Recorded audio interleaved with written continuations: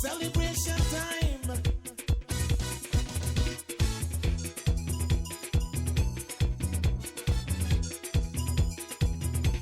It don't matter what part of the jewel they come from. You da you and me da me. But guess what?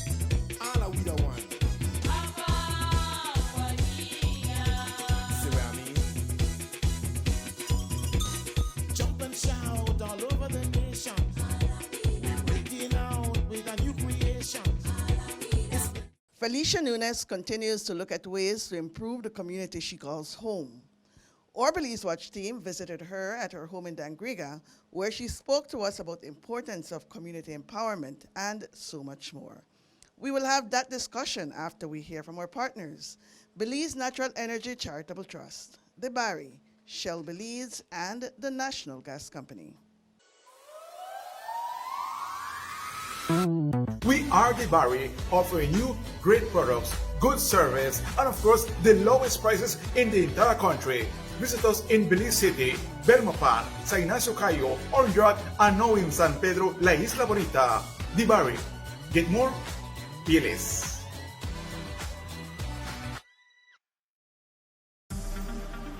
Shell V-Power with 3 times more cleaning and friction-reducing molecules. Go well. Go Shell.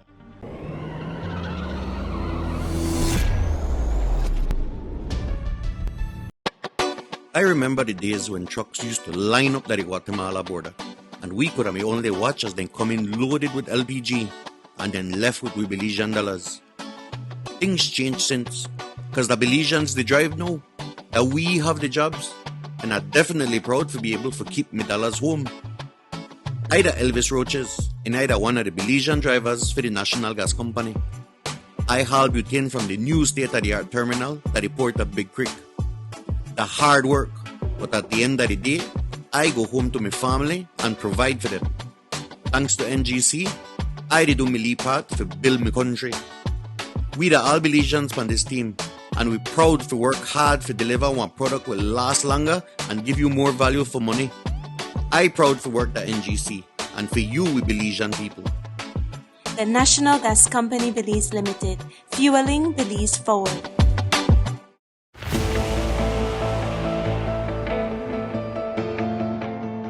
The Belize Natural Energy Charitable Trust, BNECT, celebrates 10 years of partnership with Restore Belize. Since 2012, the Trust has provided funding of over $401,000, which has positively impacted the lives of 118 students. The BNECT is Restore Belize's largest partner in the 4-year scholarship program that provides tuition, books, uniforms, tutoring, scholarship club membership, internship opportunities, and mentorship support. The Belize Natural Energy Charitable Trust, contributing to the education and empowerment of Belizeans.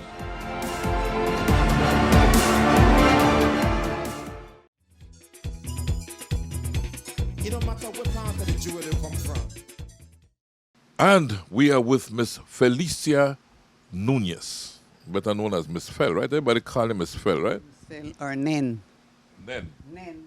Or Miss Fel. Which one you prefer? I used to call you Miss Fel. Let's go. I go with that. Okay, good, Miss. Right. We'll use the Miss Fel, right? Yes. All right, Miss Fel, I've known you for quite some time now, I think from the origins of Love FM. In the early days of Love FM, you were very instrumental in assisting us. And I think it's time that I tell you publicly, thank you so much for those kind of assistance that you used to give us when we used to come and cover stuff in Dangriga, when you kindly opened your home to us. And we stayed here several times and doing several coverages. Thank you. Right. Welcome. I appreciate it. Thank you too for all the love that you have shown me. When I see you, I feel love. My goodness. That's right. So thank you once again. It's so nice to be here in your home and to be able to chat with you a bit about your life, because this show is about you, so people can get to know who is Miss Fel, right, and what she has contributed to culture, to different aspects of the growth of this municipality. So I think we should start at the beginning, right, Miss Fel? You agree with me? So let's start at the beginning. Let's start with your parents and when you were born and where of Dangriga and your growing up days. I was born here in Dangriga in 1942. My parents, Teofila and Ignatius Ramos. My dad was from Honduras, and he came here when he was 19. But we had two sisters in Honduras, so we were the second set, you know.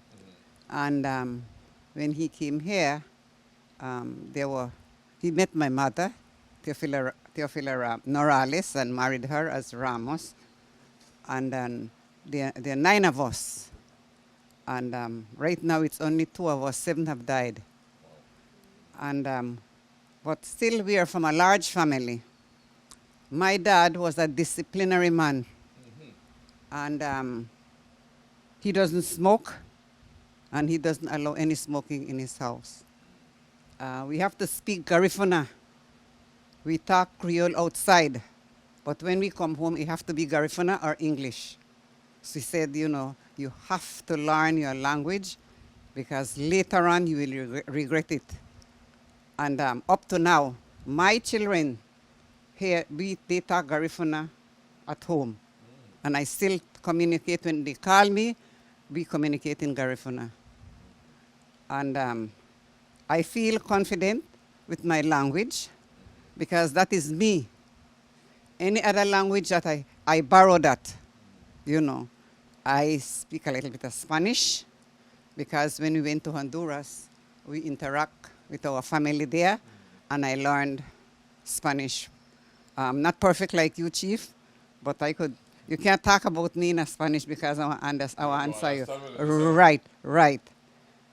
And growing up here in Dangriga was very exciting and rewarding. Neighbors love neighbors. Our neighbor could discipline us, and you know, and our parents would be happy. They could lash us, you know, and we respect our elders.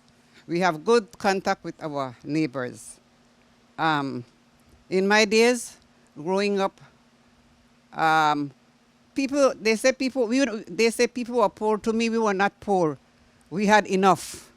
We could eat.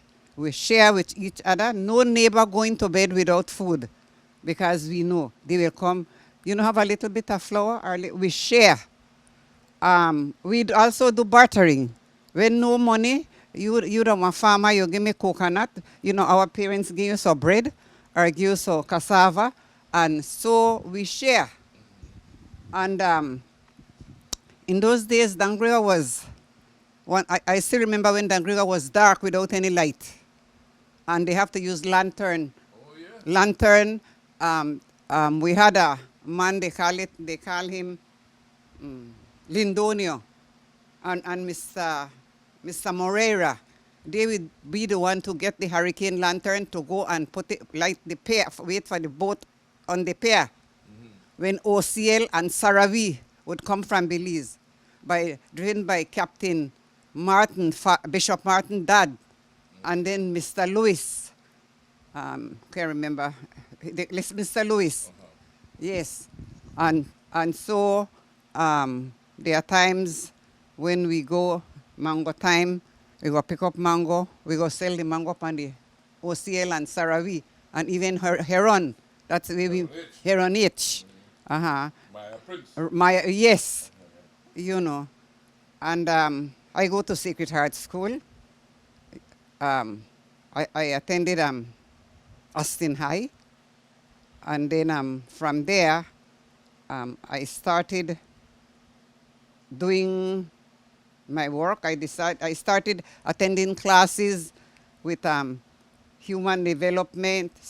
Any time you hear there is a workshop, there is something, I get involved in it. Yes. You know, until I end up getting a job with social. I started as an auxiliary social worker. Then I did 4-H. Then I go up to woman development officer. And then I start to be because a social officer because I held this substation here in Dangriga. I was the head of the substation here in Dangriga until I retire. And during my time, I did training from the neonatal to the old. Young people came and I instilled values in them. Their parents would say, Nen, I'll send my daughter to you.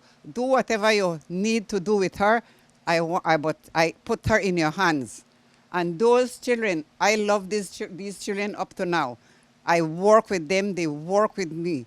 I teach them how to work, how to be respectable, and how to learn to empower themselves. That was my thing.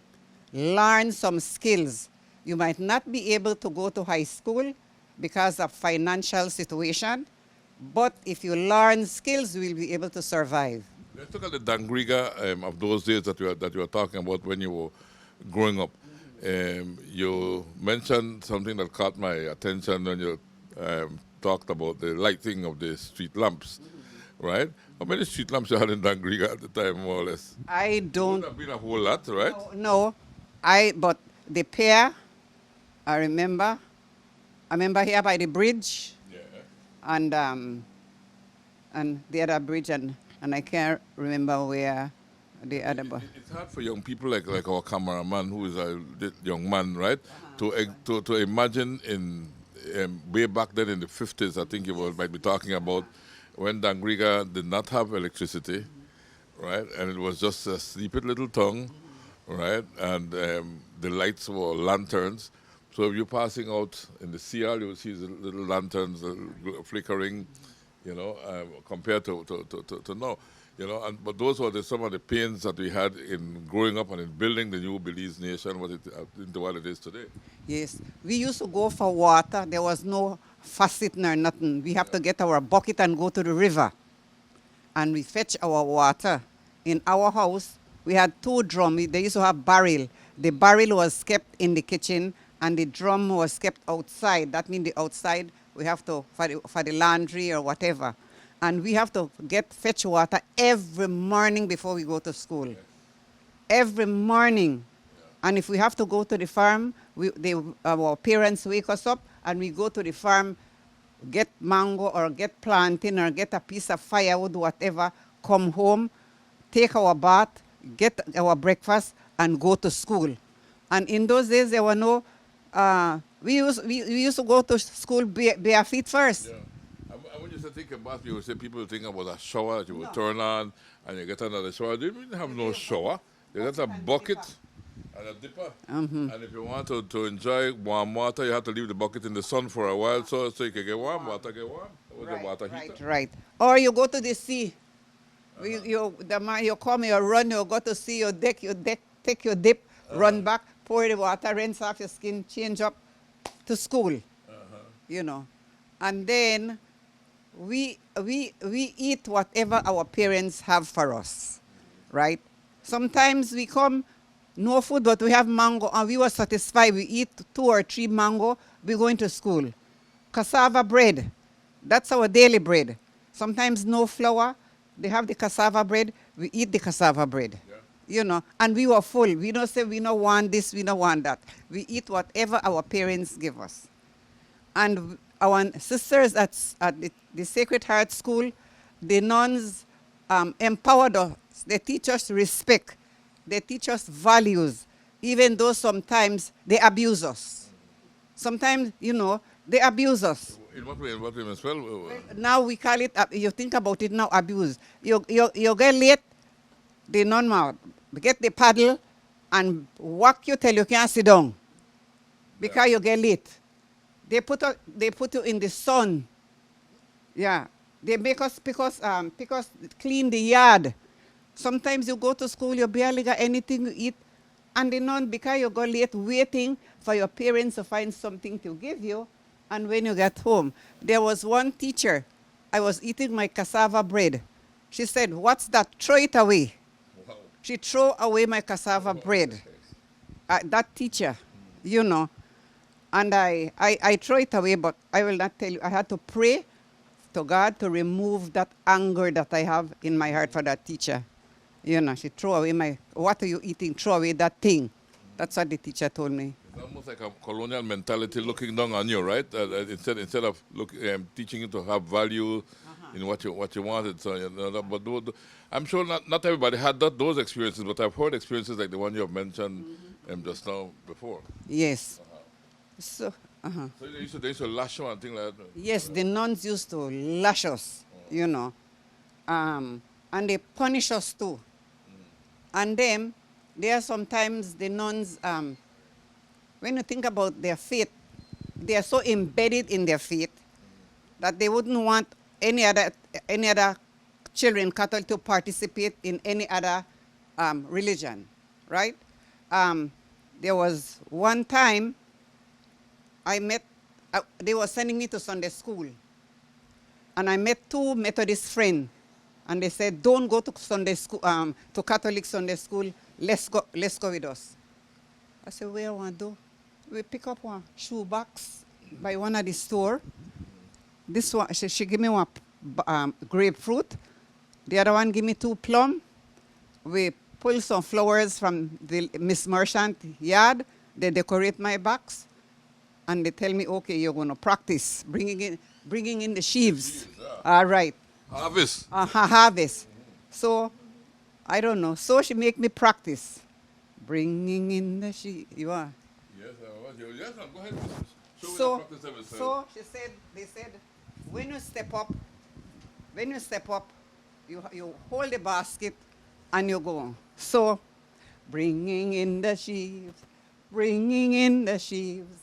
we shall come rejoicing, bringing in the sheaves. So I was doing exactly what they taught. So I rock with my box and rock with my. So when the time comes, my friend was in, two of my friends, one in front, the other behind, and me in the middle. And they say, no, you do exactly what we taught you. So I was ready. So when they call up the class and so on, they were sending me to Catholic Sunday school, you know, remember. So I joined them, and then I walk up when they start bringing in the sheaves. We shall come rejoicing, bringing in the... And I was doing my thing, and people started laughing. I didn't know that they were laughing with me or at me or the way how I march. And when I got to the front, they said, "Say the peace," the one behind me. And I remember, all things bright and beautiful, all creatures great and small, all things wise and wonderful, the Lord God made it. And I step up. All right, I think that's done. Sunday morning, when my aunt went to the farm, her neighbor that, you know, that go to the farm along with her, she said, "Phil did good yesterday at the harvest." My aunt said, "Phil, not her. She did not go to any Catholic Methodist, because I sent her to Catholic." She said, "Yes, man, it's Phil. Phil had people laughing." Okay. So in the evening when my aunt came from the farm, she said, "Where do you go on Sunday?"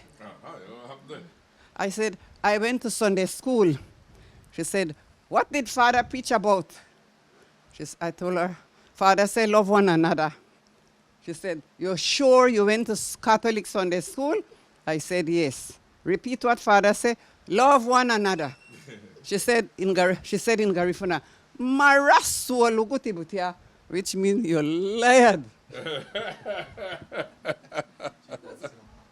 I said, "Yes," my face dry. I went to Methodist. She said, "No." She said, "This person know about it, this person." Then finally I tell her, "Yes, my auntie, I went to Methodist with my friend." She said, "Never again you go to Methodist." You know, because those people are so connected to, they don't want no other religion. You can't participate in no other religion except Catholic. But I have a lot of friends in different schools, and I used to hang out with them. Yes. So after that experience with fellow, what happened next? Well, after that, I still sneak sometimes. Still go bring in the sheep sometime, right? Bring in the sheaves, you know, I love to go to other churches, you know, because to me, God is everywhere, you know, and no other religion can save you, you know, but believing in the Lord Jesus Christ, and He will save you. You will be saved. Right. I respect any other religion up to this day. We invite me to go to church and I can go, I will go, you know. And as we grow up, the children around people are respectable. They don't curse when they see the elders, and if they do curse, they say you're sorry, you know. If they see an elderly woman with her bucket, or, you know, they would help her, you know. And then we used to love, we play with each other like brothers and sisters, you know. We go to school. When you come from school, I was the first set of brownies. Then I became a girl guide. Then I became captain of the girl guide. And I go to Red Cross. I joined the National Garifuna Council. Wow. I was the president for three terms, and my goal was in that organization to continue to empower the woman, not only looking at the culture, at the dancing and singing, and you know, I look out for more empowerment. That we have to build our culture with respect and try to encourage our people to educate them. Because, you know, there are some people who give up. I'm poor, my mom is poor, so what's the heck? You have to try instill values in them. And that was my goal. You know, when I start working, I learn a lot of, I do craft, I do catering, I teach them personal development so that they could empower themselves. I was sent to Guyana. I went to Kurukuru Cooperative College in Guyana. I did Commonwealth Youth Program course. I did correspondence course first. Then I was selected to go to Guyana. Very extremely educated, Miss Phil. Yes. And then I was not here on Independence Day. I was in Guyana doing my exam. That was 1981. Yes. But Ms. Phil, I want to go back and leave it to now and get into your family life, right? When you fall in love, and at what age you start to fall in love and get married, and what have you? Oh, I fall in love at the age of, you could say 17, because my people were strict. But I used to have a lot of male friends. But then, when the nuns see me with those male friends, the nuns say, "Is he your boyfriend?" I said, "No, sister." But they were my boyfriend, and we were attached to my husband friend, you know, my boyfriend friend. Then, when I met my husband, it was his friend who come and court me for him because he was afraid to approach me. So the friend from court you? Yeah, because I am a friend acquainted with this guy because they were my girlfriend, boyfriend. So we were one clique, no? So when my husband, my friend, and all those guys who were my husband friend, in true life, they were my compadre, my children's godfather, you know, to show how close we were. Yeah. And then I still remember when this guy, my husband, the guy, "See the girl there? See the girl there?" Then my husband, so the friend said, "Approach the girl, man, approach the girl." So then he said, "Fella, I want to talk to you." I said, "Say what you got to say." Okay. You know, because those days, you know, we demand respect, you know. We don't just come and laugh and grin and, no, we demand respect. And when he started talking and so on and listening to me and so on, I said, "I'm not ready to have no boyfriend right now, so forget it." So he come again, he try again.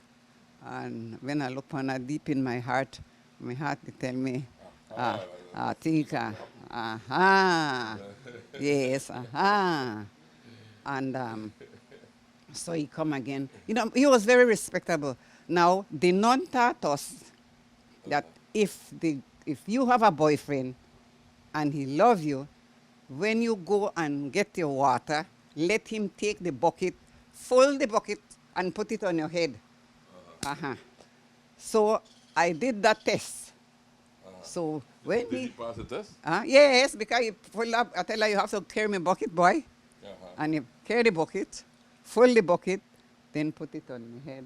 And Sorry, go ahead. he did it more than one time, and I say, you know, I think, That's what they want, that's what they want. But young people listening to this show might say, well, what do you mean by carrying the bucket? Because nowadays you turn on a pipe and water comes out of it. I think we should tell the young folks, Ms. Fella, it was like in those days why we had to carry a bucket and why it was important to have this, and why this bucket test was very important. Yeah, because there was no faucet, no pipe in here. No running water. No running water. Then we have to go to the river. A river, and you depend on the rain. Like this latter rain, you wash out your drum, you set the gutter, and the rain full your water. And you wash one sack or anything, and you close it because that's your drinking water. And then if you have extra drum, rain, that's the water where you want to wash. We used to drink rain water and drink river water, you know. And to boil the river water first, though. no, we never boil it first? We never boil river water in those days, and we're still alive. Oh, yeah? Yeah, we never boil with river water. You get your fish, your water. If the flood, you make it settle. That's what I thought, yeah. When it settle, then you pour it, you know, slowly, and then that's your water. But when it's no flood, when no turbid and so on, you could drink your water. Well, Dangriga was settled where it is at right now because of that river, right? Because it was a standing creek, Dangriga, and it had fresh water, the freshest of water you could think about. Sweet water. Sweet water. Then they say, yeah, but we gonna stay here. Then they had duna bimeti, they had duna chirurity. Where did Gumagarugu come from? Gumagaru came from, there was a lot of trees in those areas, and they bear big fruit, but the fruits were not edible. You look at the fruit, they look like mami. And the whole of that area were Gumaga were there. They call the tree Gumaga. Now, just like now, they call the street now Gumagarugu. But the trees that were there were Gumaga. A lot of trees. What's a Gumaga tree? How will you translate that to English or to Creole? Or The Gumaga was, I don't know how the scientific name for the fruit, but the trees, right now, there is a tree right at, I noticed right at this bridge here, there is a tree there right now, and it bears fruit, and that tree is Gumaga. Gumaga? Yes, it's there right now, it's bearing fruit. But I don't know how we get that name, but everybody call it tree, that's Gumaga. And how did they associate it with the water, Gumagarugu water? So because the trees were there along the river bank, right? Because it was along the river bank. So because the Gumaga was there, so people said, okay, let's go to Gumagarugu. That means where the Gumaga is, right? Gumagarugu is where the tree is. So they fix that up and call it Gumagarugu. Because of the trees that were there. Now they have houses there and so on. In those days, you have to be careful because you have to walk into the river to get your water because that are trees and it was steep, you know. Yes, that's why they call it Gumagarugu. Okay, so that's where that popular song Gumagarugu water come from. Right. Yeah. Very, very nice, very educational there, Miss Phil, because all of us sing the song, you know, I want sweet water, you know. Yeah, right along the river, there where the tree is, and they call it Gumagarugu. So your boyfriend now back is Gumagarugu water for you, and you realize that this is a serious business now. Yes, man. And so after all, the man, well, it was okay, we could talk. They could walk and so on. One day now, he used to have a red bicycle. And then he used to pass where I live, and I would go sit down by the window. When he passed, he ring the bell, and I look and sometimes, you know, And so one day, me godmother me sit down by the door, she got sit down by the door. Now, instead I look before he ring the bell, he pass and he ring the bell, and me godmother look and the door. So, I get in a trouble. I get in a trouble. He never, and he just ring and he gone, you know. You see, Felicia, I say yes, and come here.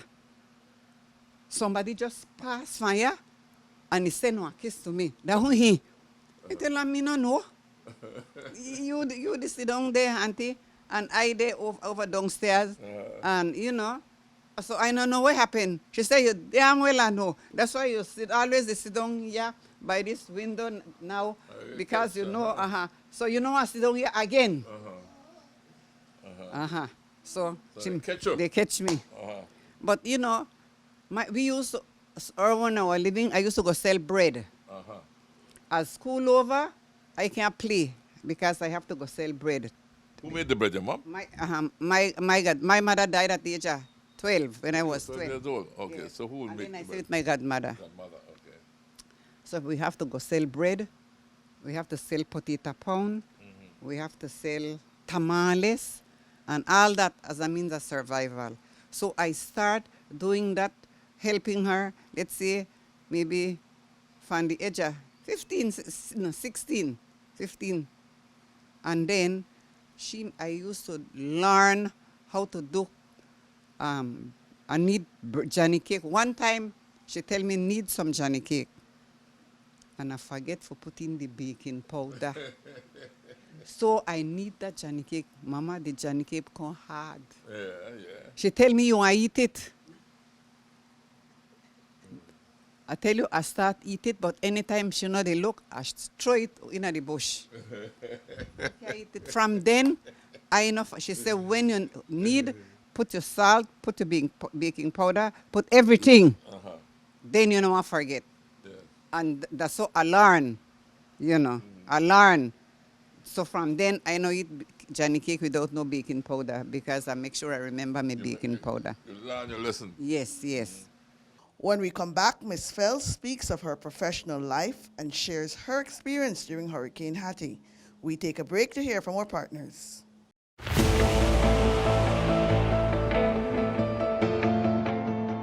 The Belize Natural Energy Charitable Trust, BNECT, celebrates 10 years of partnership with Restore Belize. Since 2012, the Trust has provided funding of over $401,000, which has positively impacted the lives of 118 students. The BNECT is Restore Belize's largest partner in the 4-year scholarship program that provides tuition, books, uniforms, tutoring, scholarship club membership, internship opportunities, and mentorship support. The Belize Natural Energy Charitable Trust, contributing to the education and empowerment of Belizeans.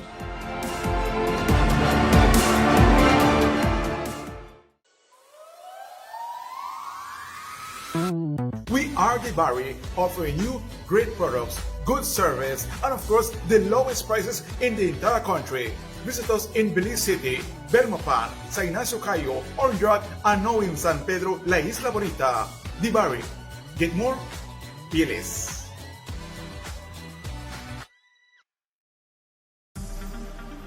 Shell V-Power, with 3 times more cleaning and friction-reducing molecules. Go well. Go Shell.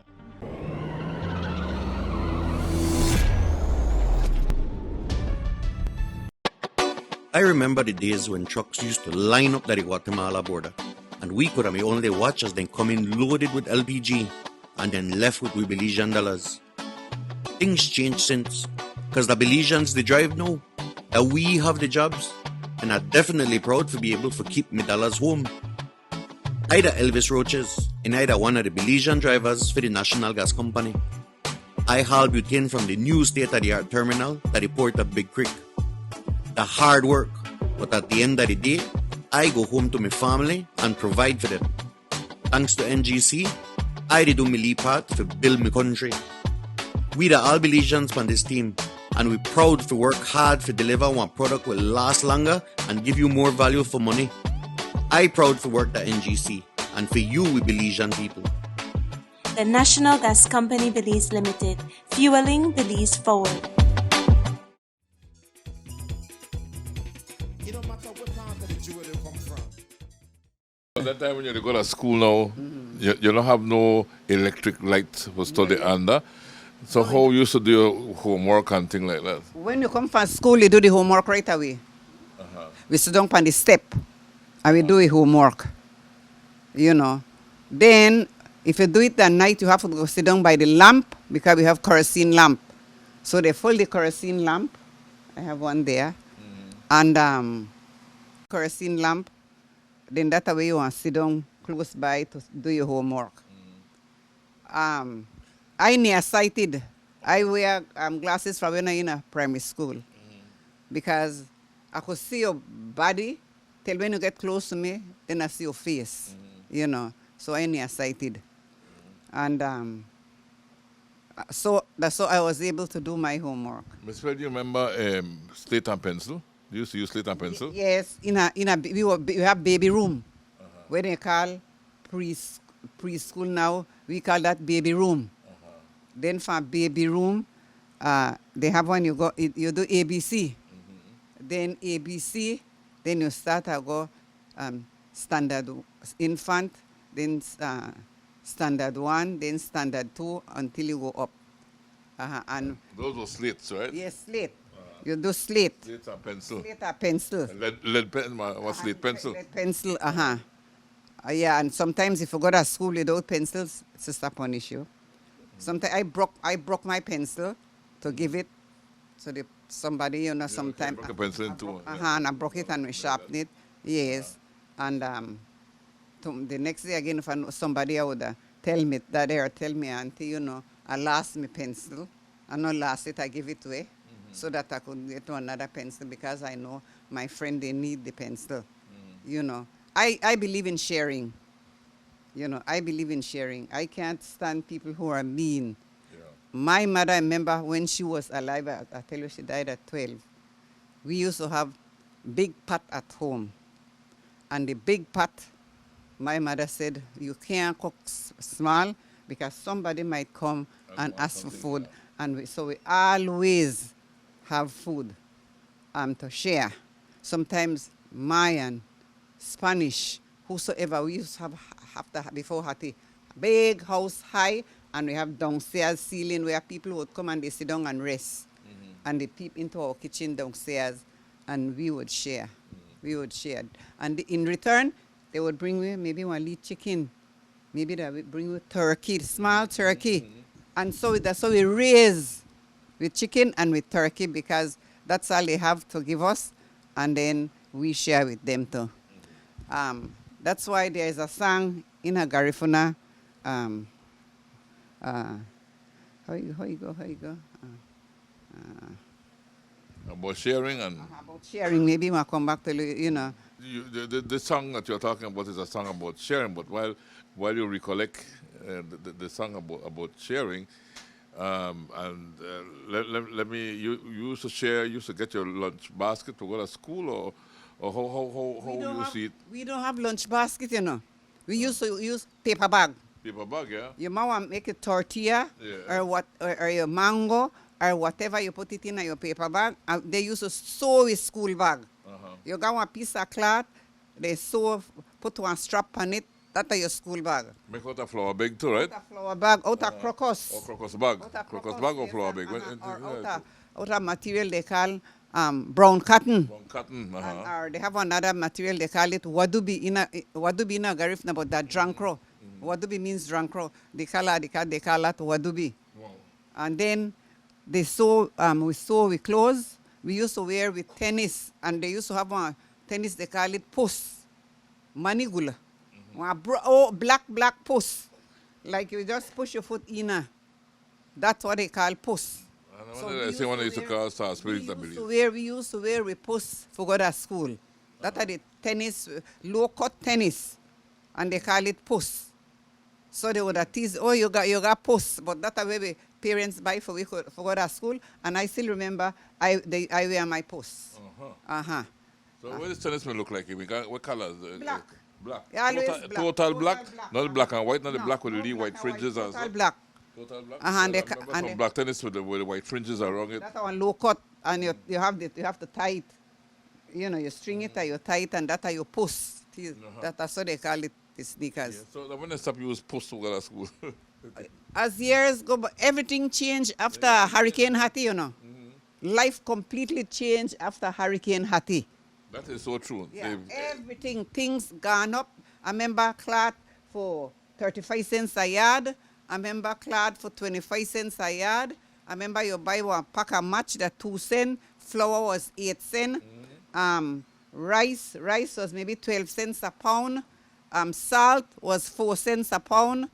You know. Sweet summer 2 for 1 cent. Yes, you buy fish. You could buy shilling fish. You could buy 10-cent fish. You buy coconut. You can get coconut 1 for 5 cents. And you know, and money was scarce, but we had food. I don't think in those days there were poor people because nobody starved. Yeah. People were friendly and they're willing to reach out. Even when people, I remember, I'll get up and light my fire for cook. You wake up, you not got no match for light for your fire. You will come and tell me, I want to take piece of firewood from my fire heart for a light to fire heart. Neighbors used to do that. When we do with fever grass, Steve, we plant with fever grass, we plant with basil, we plant with thyme. We never used the malheur and that thing in those days. And our food was nice. Me, I don't eat it. That's why I don't eat out much, because when you eat it, I could taste it that they put the malheur and my stomach can't take it. So I don't eat out, you know. But those days, our food was nice. There was no chemical. You know, then they talk about organic. We know about organic, long time organic no frighten we, because our food was from the farm to you. Yeah. So we never, you know, so when they talk about organic, they came about breastfeeding. We feed our children. There are no highlights. When the foreigners come or whosoever come and they say they want to have a breastfeeding program and so on. When you did a hospital, you breastfeed. I breastfeed all my children, you know, and they never have no mold, drop no nothing nor nothing, you know. Hurricane Hattie came. And you mentioned Hurricane Hattie came, and I agree with you, Hurricane Hattie changed the place of Belize forever, because that was when the massive migration to the U.S. began. Yes. And what have you? So Hurricane Hattie really changed the face of Belize forever. But where did you spend Hurricane Hattie? Here in Dangriga? Yes. Tell us about your experience. I have my own experience, but because I was in Belize City for Hurricane Hattie, and I know how horrible Hurricane Hattie was. What was your experience here in Dangriga? Okay. When Hurricane Hattie came, we were in Cape Branch with my husband, and then we came. And when we came, I know where our house is. I couldn't see our house. But then my sister, my daddy, he didn't want to get out the house, you know. But when the breeze come and start and break up the house, he came out. But the coat me hook up on something and water they come.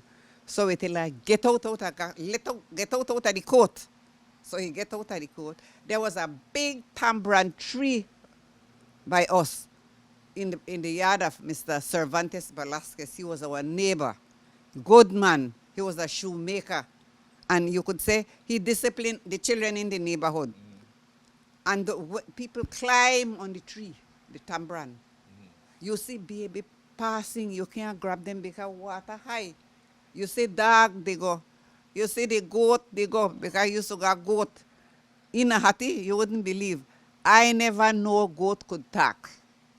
When the hurricane come, the goat, they say, Mel, Mel. That's how it is.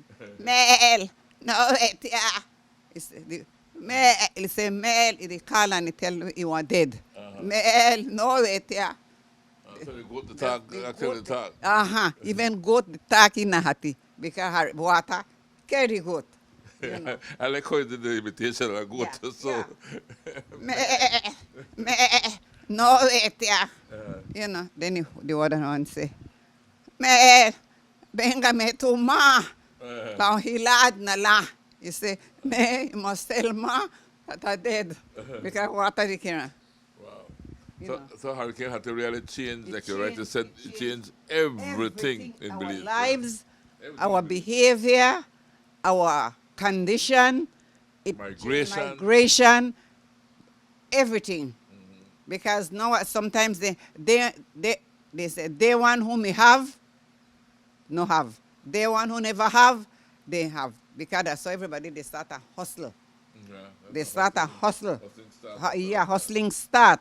Even though you see your things, you can't claim it because somebody after Hati, people they pick up and so on. And the soldier came, and they stay by the, by the park there, and they start curfew, and then you have to go line up for food, and then when you hear that they give out here, you go. They give out here, you go. You know. But that time too, I think then I work with social already, you know. I just want to ask you about your professional life. Yeah. But how you did that? But I'm on here, finish here. Let's have to think first. Yeah, that was our life. You know, we have good neighborhood. We share, we love, we help, and we reach out. So how you did that came into practice after? Yes. Hati. You know, that was before, but we Hati bring people together because it shows that whether you're rich or you're poor, you know better than anybody. You know, so you have to open up your heart, open up your door, and then you know, we used to do a lot of praying. Like when they had the May devotion in May, I still remember a lady they called Chichita. She was set up one altar in a we lot there, set the picture of the Virgin Mary, and we do 30 days a rosary to pray to Mary, and those are staunch Catholic, you know. But some people have different belief, you know. Pray direct to God, you know, and He will answer than to send prayer to Him, you know. Through somebody else. No, your professional life now. You studied. You said you were studying abroad. Yeah, and you came back. I did. Yeah, I did. I studied in Guyana. I did my placement in Barbados, where I was posted at the Industrial Development Corporation, and I went to Columbia, Columbia, Missouri. I went to Saginaw, Michigan, and I did a course there. I did a course in Trinidad. I did a course in Barbados, where I did purification of water how to empower in rural village, how you purify the turbid water. I learned that in Guyana with the same moringa fruit. I think that was it, and how we get the turbid water, and then we put the seed in it, and you wait for it for 15 minutes, and all the sediments settle to the bottom, and you get clean water. Yes, and that was when I went to Kurukuru, and I went to Rupunini. Where the place? In Guyana, where we went to the rural areas in the hinterlands. But you have to wait at the foot of the hill until the chief come and receive you. So you haul your boat and wait, and they knock the pan. And when the chief come, he receive you. Then you could go up in the village. Okay. So when you go up in the village, there was some situations that the village, there was one village that I went, there was a lot of incest in the village. Because it looked like there wasn't enough men and so on, and the fathers were abusing the children, in one of the village and so on. But then we thought that she was Mrs. Jagan, the Prime Minister. Jagan wife. She was a down-to-earth woman because I get to know her. One time she came to Belize, and she worked with the people there. She bring in help people, she bring in people with skills so that these young ladies could be empowered, and we work with them. So all those training that the government had sent me, I learned, and I came back and I worked with my people, not only in Dangriga, even some of the officers in Corazala, so we go and help each other. Yeah. I did training. And the training that I did was to empower the women. Which department are you working in? Women's Affairs? Yes, Department of Women Affairs, Social Development Department. I had a very wonderful boss, and I get close to her, the late Miss Alicia Harrison. She is a darling. That lady, you talk to her, she empower you, she give you encouragement, she reach out to you. She was there for everyone. Then I work under Miss Elaine Middleton. Elaine. Dame Elaine. Yes, Miss Middleton. I love that lady too. Then we had Ruby Bieber. You know, I don't know if you're still alive, Ruby. Give me a shout. I remember Ruby Yeah, Bieber Ruby very Bieber. well. I remember Yes. that name. You know, Just I can remember Dame Elaine. You know, I work with nice people. You know, you have your work to do. Do your work, right? Respect each other, and you will get respect. You know, and when I do my work to the full of my ability. My thing was to see that I reach out in my community.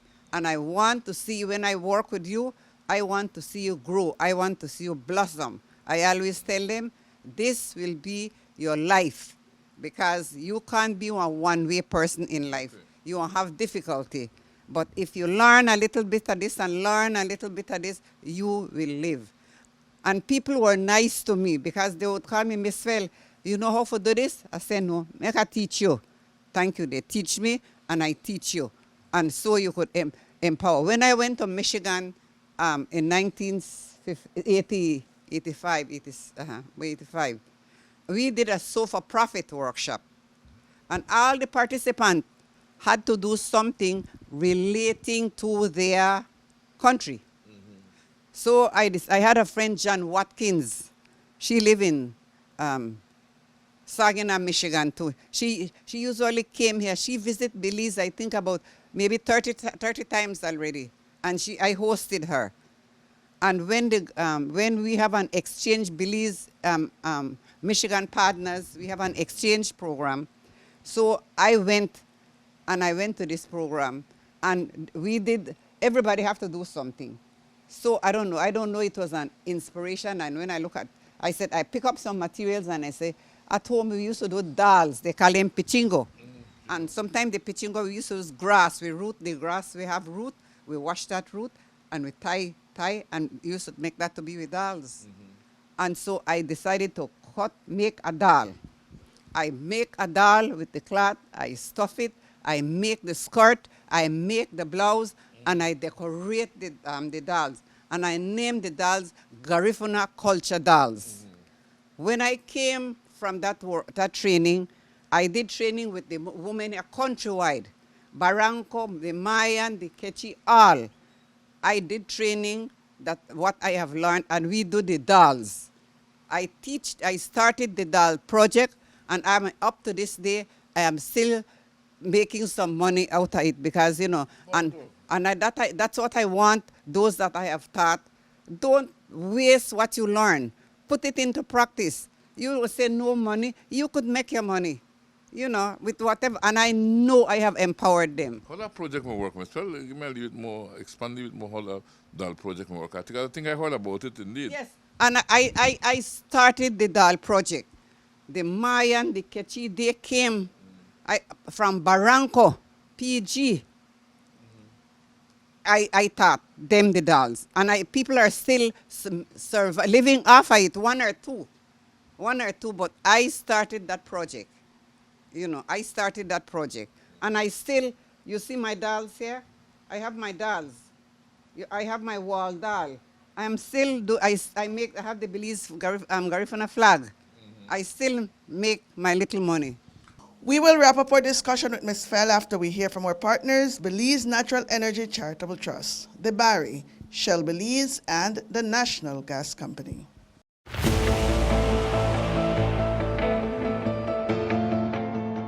The Belize Natural Energy Charitable Trust, BNECT, celebrates 10 years of partnership with Restore Belize. Since 2012, the Trust has provided funding of over $401,000, which has positively impacted the lives of 118 students. The BNECT is Restore Belize's largest partner in the 4-year scholarship program that provides tuition, books, uniforms, tutoring, scholarship club membership, internship opportunities, and mentorship support. The Belize Natural Energy Charitable Trust, contributing to the education and empowerment of Belizeans.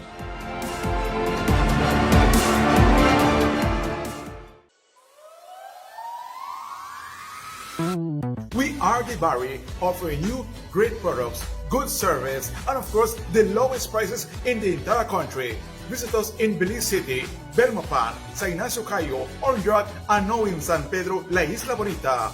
Dibari. Get more? Be less.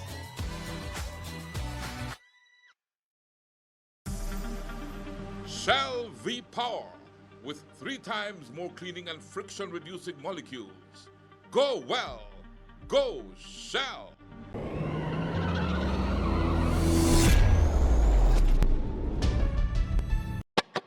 I remember the days when trucks used to line up at the Guatemala border, and we could have only watch as they come in loaded with LPG and then left with we Belizean dollars. Things changed since, because the Belizeans they drive now, that we have the jobs, and are definitely proud to be able to keep me dollars home. Either Elvis Roaches and either one of the Belizean drivers for the National Gas Company. I haul butane from the new state-of-the-art terminal to the port of Big Creek. The hard work, but at the end of the day, I go home to my family and provide for them. Thanks to NGC, I did do my lead part to build my country. We the all Belizeans on this team, and we proud to work hard to deliver one product will last longer and give you more value for money. I proud to work at NGC, and for you we Belizean people. The National Gas Company Belize Limited, fueling Belize forward. It don't matter what part of the jewel they come from. I see you have a table over there, Mr. Maybe we could go a little bit to your table and look at some of the stuff you have on your center table here at your home. Yes, yes. Because people would come and visit me and ask what am I doing and what I have. So I would tell them, well, I still do my knitting, and this is what I do. I still do my dolls, you know. The dolls are these here. Yes, yes. I can hold them, right? Yes, yes. They don't cry. They don't eat. They don't need you feed them? We're feeding today. Hudut. Yeah. Yes. But these are well made, Ms. Yes, Well. yes, Look yes. at the eyes look real, the features look real. I had a young lady who come, you know, and I tell her, okay, she cut out the pattern and so, and she did the dolls. She helped with the dolls. So, yes. This one is done by Mrs. Mejia. Okay, but you taught all this, right? Yes, yes. Uh-huh. She came here and I showed her, and she did some of these dolls. And there are different types as well, you know? Yes. You see, one of my concern, some people made them, but they made them rough. And I believe in quality control. Okay. And to me, if you don't do quality control, your product will not sell. Okay. So, and that's what I used to insist on them. There was one of my students, a teacher. When she came, she said, oh, when I tell her, you have to rip that. It look good. So I help her rip and I show her how to do. 2 times, she stopped come. My goodness. She said, because I made her rip. I tell her, but you have to rip. You can't make any rough thing and then you will say, Miss Fell teach you. You have to do quality control. I believe in quality. When you finish and you do it neatly, you will be happy to see what you can do. You can do. Ms. Fell, let's see if I'm a good observer now. This style is much lighter than the one I picked up just now. Is there any special reason for that? Depends this on is a much lighter doll Depends on what they stuff than this one here. Right? This one. See? This one has a reel in it. You see the one reel, and they stuff the reel and they stuff it with cotton. That's a reel inside that one. Oh, that's why it's yes. lighter. Yeah, this one, it's loan material. That and they put the piece of cotton, cardboard underneath so that the doll can stand up. Okay. This one you cut it and you take this piece and you put the cardboard in and you stitch it so that the doll can stand up. And then I'll just do they have more over this side here. Yes. So you love making your dolls. Yes. Let me see what else you do here, Miss Fell. I can't help but look at this iron. I can recall as a young boy seeing this iron like this being used and a lot of fire coming out from coal. We put the coal. coal, yeah. Once you put that coal in it, the iron get hot. And then you'll have to have an extra piece of cloth whereby you could clean the bottom of the iron so that it doesn't mess your clothes, and then you iron. This thing is heavy. Yes, yes. You think a modern iron heavy? This is that's good weight. Then you That's how you open it. you open it there. Yeah, and you're putting the coal in it. The coal in it. Yes, then you close it back. Light it up. And sometimes you will have the fire coming out from the side. Then you have to shake out, You have to shake up so that it doesn't burn your Doesn't burn your clothes. clothes, Yes, yeah. yes. So when you close this, now you close this and Yeah, that was the time when there was no electricity. you start to iron your clothes. Right. And we used to starch with clothes. Starch. The starch, after they extract the milk from the cassava, the starch, you could drain it out, put it to dry, and then you make your starch. Then you could also get the cassava. When you do starch, you get the cassava, you grate it. After you're done grate it, you put it in a container and you set a bowl. You tie one like one tipi. Put the stick, 4 pieces of stick together, and you tie it, and you put the cloth, put one piece here, tie it here, put one piece here, and you set one pan. Yes. Then you have to sit down, you get your starch, you put your starch, and you squeeze it. You squeeze it till the starch water come clean. Then that means you have already extracted all the starch from the cassava. Then you leave it to set. The next day now, you just see the clear water, the starch set at the bottom. So you empty out the water and leave it in the sun for 2 or 3 days. After that, then you could get your knife and you start and dig out the cassava, the starch, and crumble it, set it in a sheet or something, and let it dry till it become real starch. And then that's how you make a starch. For starch your clothes, or for go sell. We just used to go sell starch at Belize City. Yes, as a mean of survival. Yes, starch was sold a lot in Belize City. Yes. And also there was a brand of starch that was very popular, Darara starch. Right, yeah, that's the same starch. The same starch, Darara, yes, starch. that's the way, that's how they process it. What Darara mean? Mr. Darara starch, Darara. Starch. Darara. Starch. Yeah, because that's the way, I even Radio Belize used to advertise it. Yes, Darara. Darara starch. Yeah, Darara is starch. When you say Darara starch, that means Darara in the Garifuna, starch in English, Darara starch. Darara starch. Yes. And then later on, you've got these are a little more. These are little different irons, different. right? This one, you have to build your fire, then you take a tinin and put it on top of the fire, and then you put that so that it get hot. So the whole of this iron have to get hot, Yes, right? yes. When it get hot now, okay, you take it, you test it, you have to put on rag. So where you are clean, make sure it hot, and you clean it.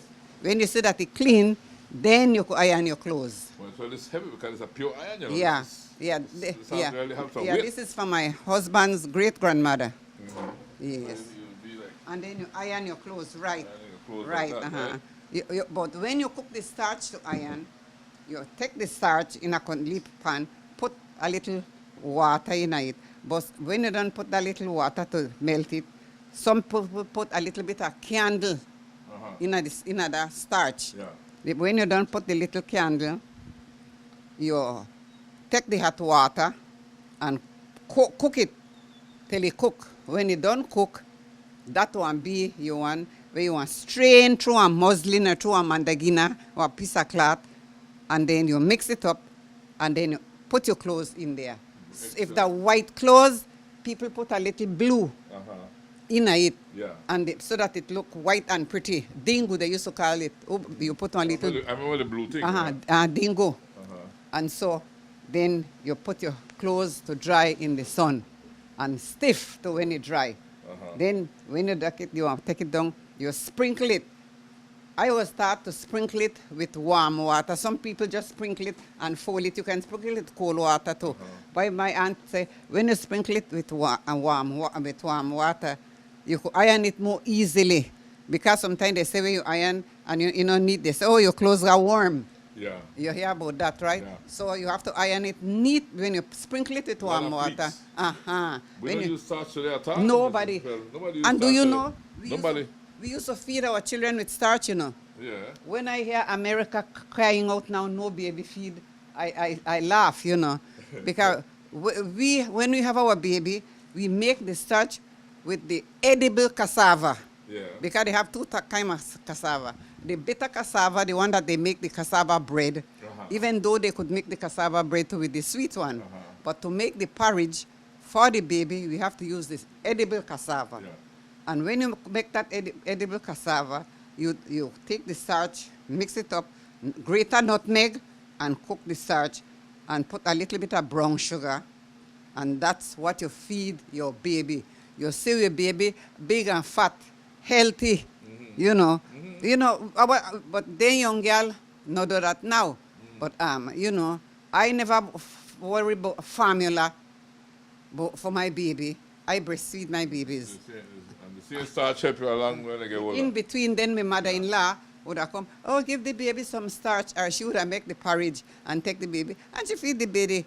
But and when after that, I start and feed my baby, mash me banana with the leaf gravy, with leaf fish when the time, maybe in time the baby be about 5-6 months or so, you know, you start to mash the leaf food and feed the baby. When she get the porridge, she make the leaf porridge and give the leaf baby spoon, and that's the way we used to feed our children. And Michelle, how many children you had? 5. 5. 4 girls and 1 boy. 4 girls, 1 boy. Yes. Wow. 4 girls and 1 boy. And then, of course, the grandchildren and so. Yes, I have 12 grandchildren. Yes. Well, so you're a very fortunate lady then.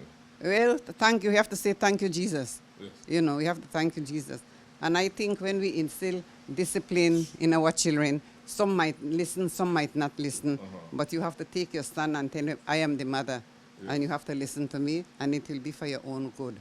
When you go away, if you don't listen, you'll encounter difficulties, and then you'll say, people don't like me, people hate me, but you have to look into yourself and ask why. Why?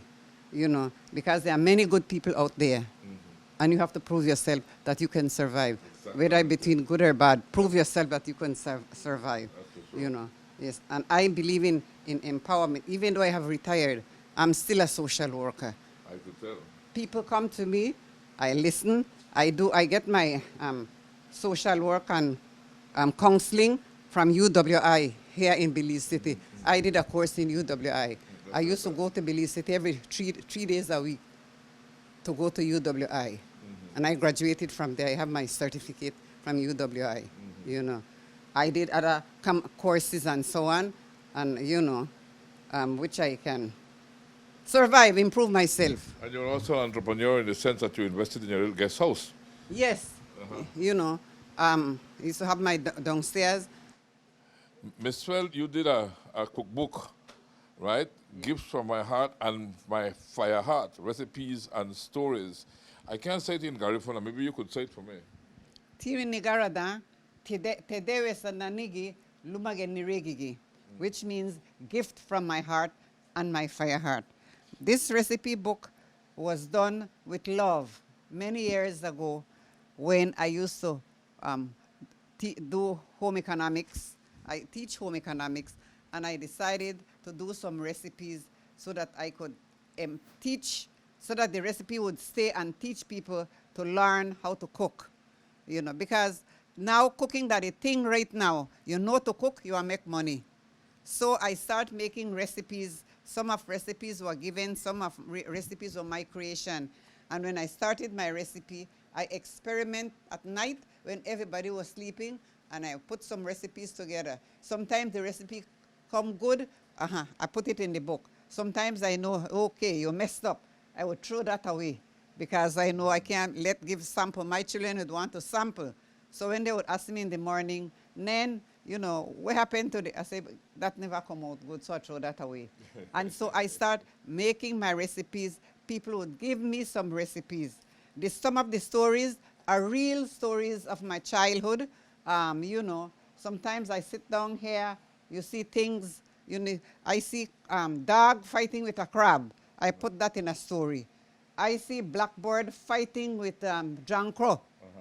And the Jankro now move and the blackbird jump on the Jankro, and the Jankro fly with the blackbird and say, oh my son, that's a story. Blackboard married to John Crow, sweetheart. That's right, that's true.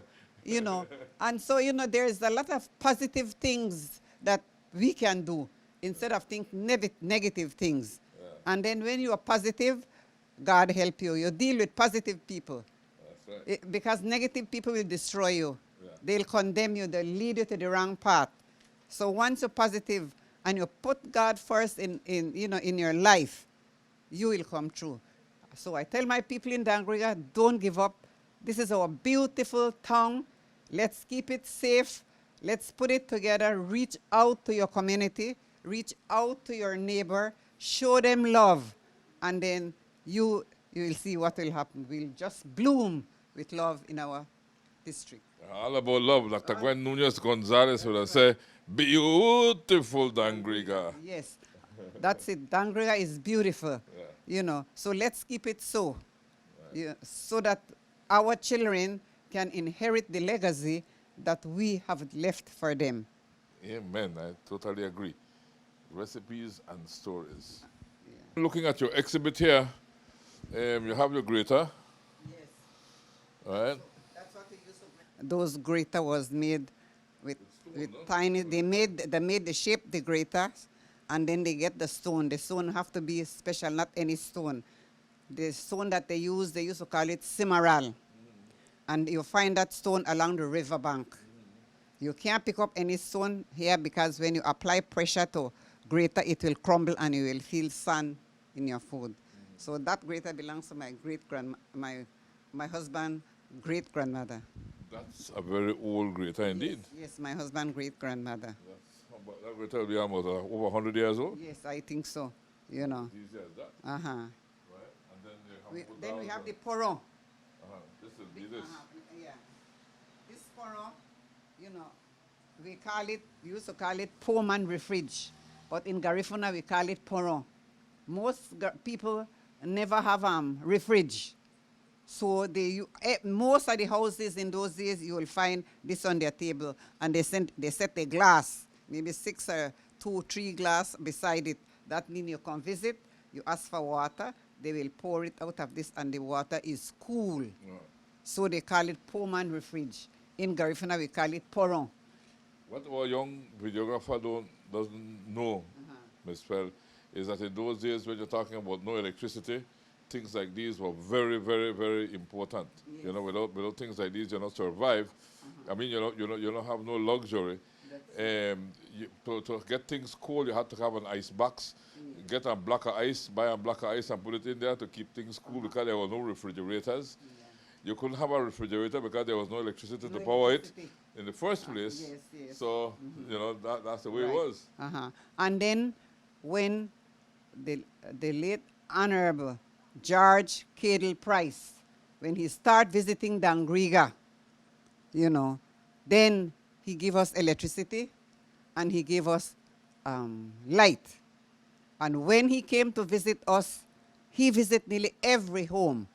And if you are baking tortilla or so, you want to eat your tortilla and drink fever grass, whatever you have, you know. And then he would advise us, you know, go to school, get your education, and, you know, and then show love to the people. So, you know, after he came, people start getting electricity. We start getting our water. You know, we start getting more schools and so on. And so that the Dangriga started to come alive. When started to come alive, people were able to help themselves. People go to school. We used to have Stan Creek High, then we have Aston High.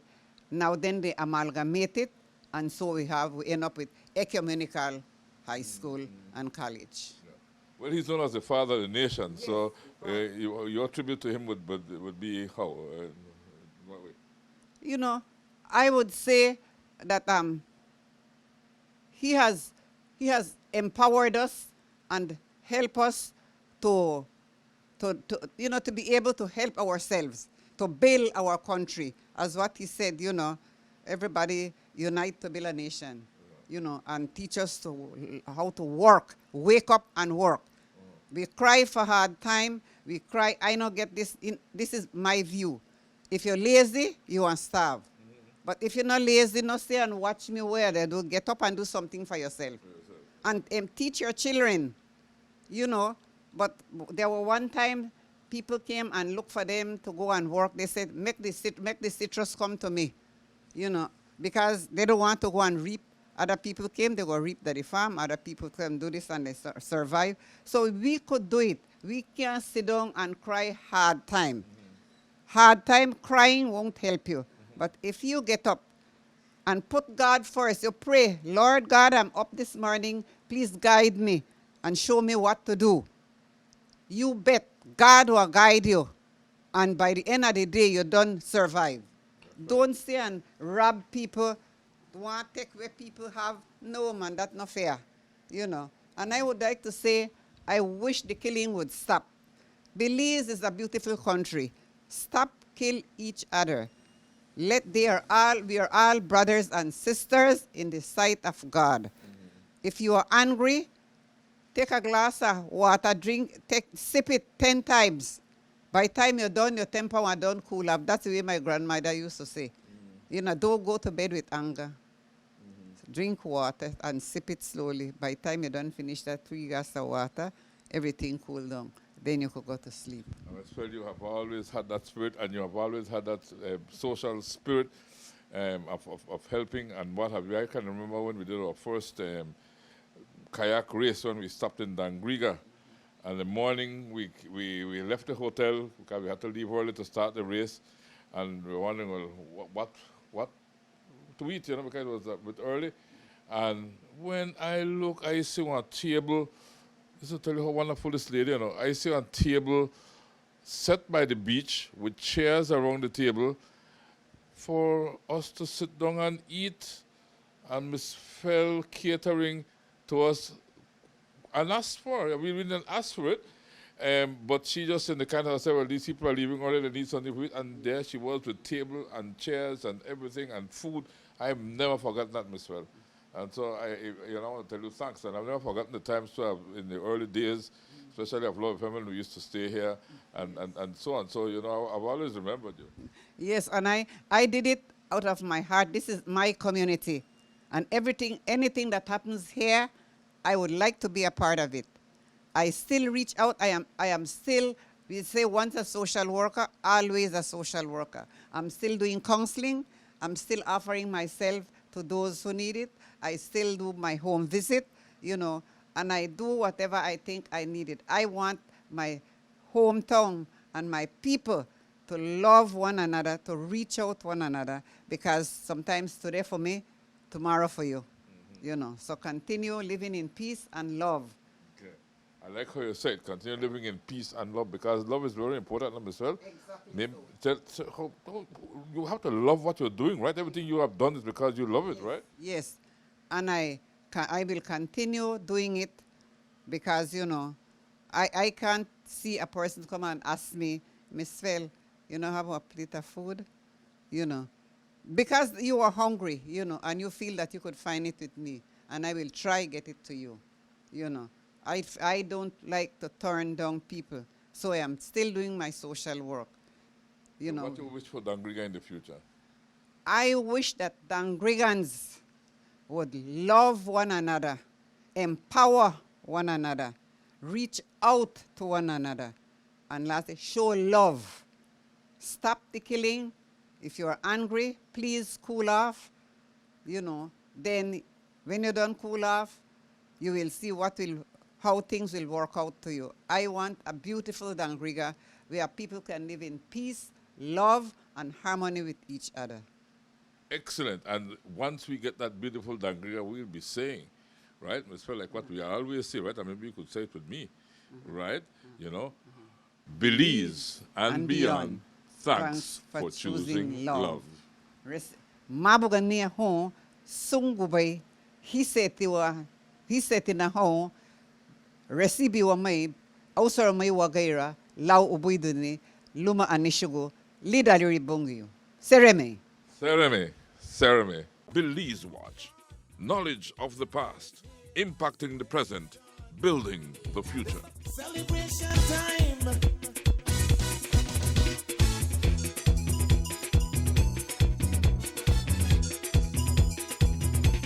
It don't matter what part of the jewel they come from.